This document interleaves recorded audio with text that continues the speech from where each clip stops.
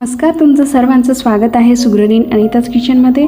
आज बाहेर मस्त पाऊस चालू आहे आणि पावसात जनरली सर्वांचा मूड असा भजी खाण्याचा, चमचमीत खाण्याचा असतो। पण आज माझ्या मिस्टरांना कलाकंद खाण्याचा मूड झालेला आहे आणि आजची रेसिपी माझे मिस्टरच बनवत आहेत।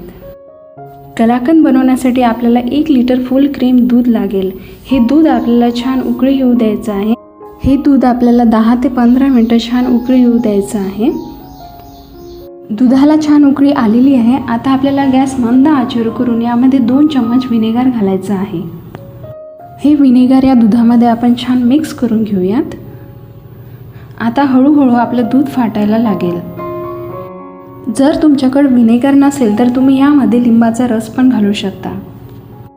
तुम्ही बघू शकता आपलं दूध छान फाटलेलं आहे, आपलं पनीर तयार झालेलं आहे। आता हे पनीर आपण एका गाळणीमध्ये गाळून घेऊयात आणि त्यामधलं सर्व पाणी काढून घेऊयात।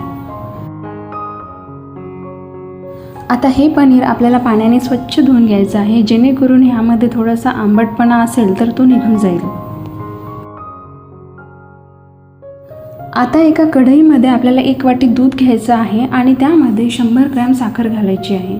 तुम्ही तुमच्या आवडीनुसार साखर कमी जास्त करू शकता। या मिश्रणाला छान उकळी येऊ द्यायची आहे। आपल्या मिश्रणाला छान उकळी आलेली आहे। आता ह्यामध्ये आपल्याला पनीर घालायचे आहे।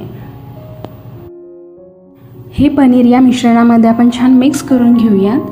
हे मिश्रण आपल्याला 8 ते 10 मिनिटं शिजू द्यायचे आहे, जोपर्यंत हे मिश्रण घट्ट होत नाही तोपर्यंत।